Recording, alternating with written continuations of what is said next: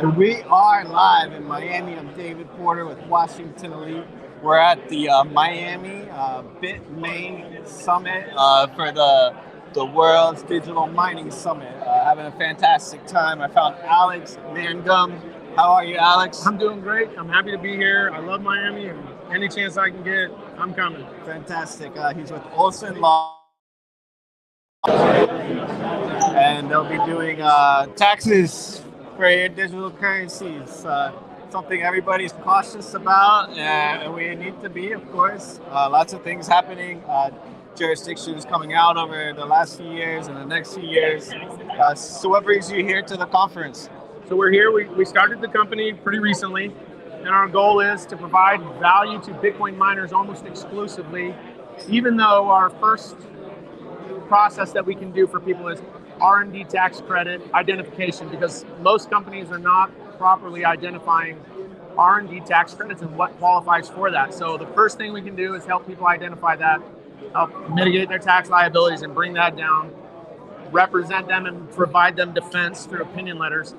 But in the end, like you said, our goal is to represent Bitcoin miners in the taxation and what we think is the improper taxation of Bitcoin miners and Bitcoin mining rewards. And we want to get money back from that and help set the legislation going forward.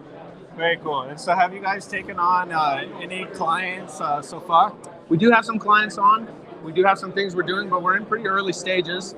Our team kind of coalesced just recently in the last 2 months or so, 3 months or so.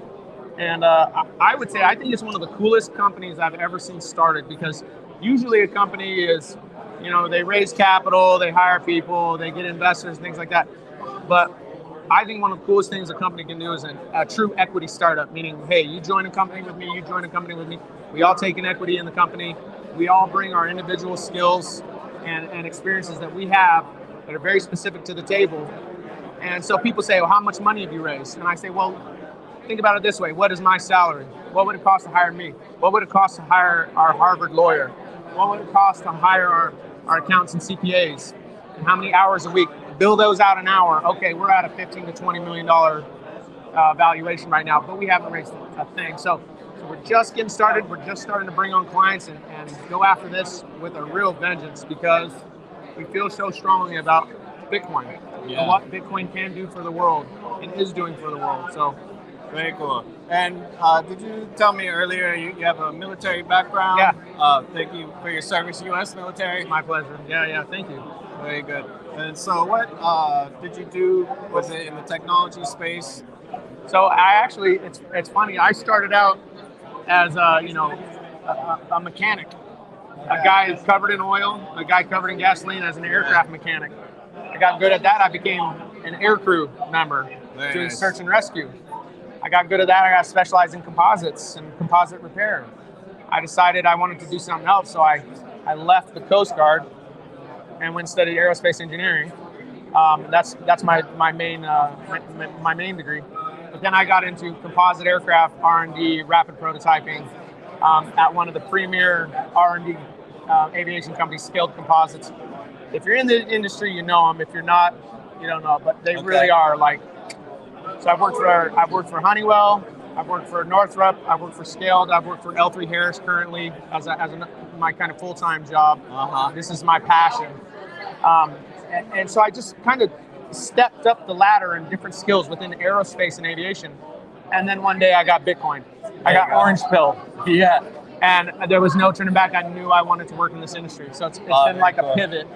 So how big is your potential market that you see for your miners that are going to need this tax law, and how big is the market? It's billions. Yeah. It's billions. When you think about the tax revenue of Bitcoin mines in America, especially with the capitulation event of last summer, the downsizing of hashing power in China, where that moved to, we know that now we have, I'm not sure if it's a 50% majority, but I think we have the greatest density of Bitcoin miners now in America. Oh, wow. So when you think about, some companies are doing $400 or $500 million in revenue, and they're paying a quarter of that in taxes. Oh, wow.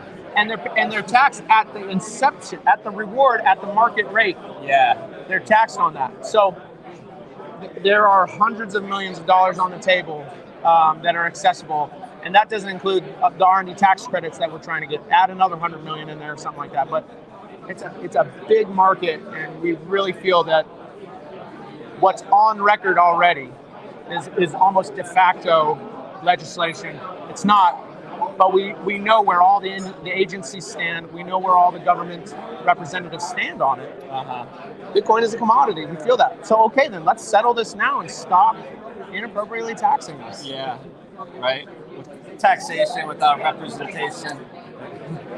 So yeah, let's say we do figure this out, and the taxes are being paid. What do you think? Maybe the people, or what would you like to be seen done with the money? What would I like to be? Whatever they want. Isn't that what America is? Whatever they want to do with the money is. Yes, we know that the more money companies keep, the more investments they make. Period. When they start getting taxed, they just want to shelter every single thing, and they're less. We want to get them back money so they can do whatever the hell they want with it. And we know that they'll invest. We know that they'll grow industry. We know that they'll grow the tax base. Yeah. So you lower taxes, you lower regulation, the tax base grows, more people have jobs and access to the ability to level up their quality of life. Yeah, I want people to get the money back and do whatever the heck they want, live the American dream, spend it, blow it, invest it, whatever. It's America. Right? Yeah. So how do you see the restrictions that are here in America, where we can't necessarily invest in a fresh token raise? And maybe, how do you feel about that? So like Gary Gensler, the head of the SEC, has said, Bitcoin is a commodity. Everything else, including Ethereum, in his mind, is kind of questionable when it comes to that. And in America, it all comes down to the Howey test, right? An investment of money into a common enterprise with the expectation of profits derived from the efforts of others. If you pass that Howey test, you are a security. Yeah. If you fail that Howey test, and there are very few cryptocurrencies that fail the Howey test, then you're a commodity.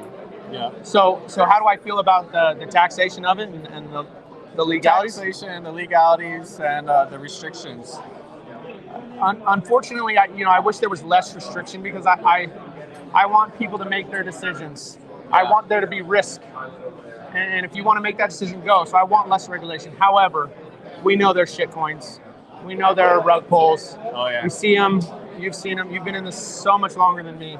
You're what I call a triple OG. If you've seen a bear market in crypto, you're an OG. If you've seen two, double, triple.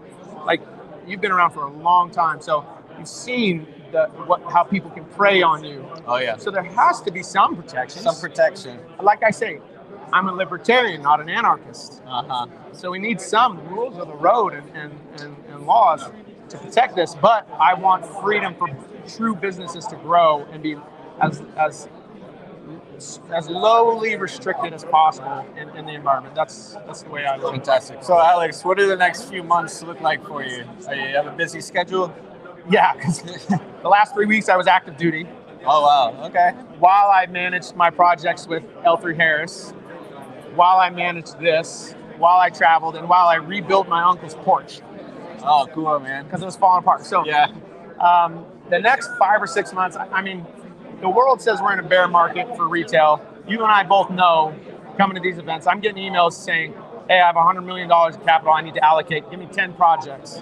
Very good. Like, that's happening all the time. Yeah. So the next 4 or 5 months, yeah, Bitcoin's going to range, most likely. You may see a little bit of a drop, actually, into the lower teens and tens. Yeah. I think that's pretty possible, especially with what Elon and Tesla just did, liquidating 975 million at a loss, just so they could show cash. Wow. And that's the books management. But the next 5 or 6 months are going to be a range there, while the rest of us, you included, just continue to build.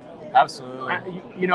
A fortune is made in a bull market, but the foundation is set in a bear market. Yeah. And that's why we're so excited to start this now, because we think that the legislation that's put forward on the books, the Infrastructure Act passed, the stablecoin bill has been proposed, the Responsible Financial Innovation Act has been proposed, Senate 3456 from Gillibrand and Lemus. Nothing's gonna happen this year. 2023, they're gonna start getting markups. They're gonna be brought to the floor. They're gonna go through the committees. Late 2023, 2024, we're looking to see that legislation pass. We're hoping. And what's gonna happen in 2023, 2024 with Bitcoin? 100K. The halving. Oh, okay, yeah. So we're setting this industry up for the legislation and the boundaries for institutional investors to get settled, because that's the thing that's keeping most big institutionals away. They can provide for their high net worth individuals, accredited investors, but for retail, there's not. I don't have a Bitcoin 401k. We don't even have a spot Bitcoin ETF yet. Yeah. I think that once those things are passed, all of that's going to set up for 24 and 25 to see. It's debatable what's happened. It's going to go up. I feel very strongly, not financial advice. There you go. But I feel very strongly personally that Bitcoin is going to go up past 6 figures in the 24, 25 timeframe. Very cool. So, Alex, how do people find you? Where can they ask you questions? What's your website or social media? So we have olsonpartnerslaw.com. You can go there, check out that site. You can see me, Alex J. Mangum, on Twitter. You can look up Alex Jesse Mangum on LinkedIn. You can find Facebook, Instagram, and any one of those names, Alex J. Mangum. And it's, I wish it was Magnum, right? It'd be really cool, but remember. You read Magnum when you look at it. When you look at it, oh, Magnum. The mind sees the letters and it says Magnum, but it's bubblegum. So just look up Mangum. It's hard to. And I'll be the guy with a weird mustache and usually the laser eyes till 100K. Yeah, there it is. Fancy style. David Poirier, Washington Elite, the world's greatest crypto conference coverage. Alex, thanks so much for coming on. Thank you. It's a pleasure. Absolutely. We'll see you soon.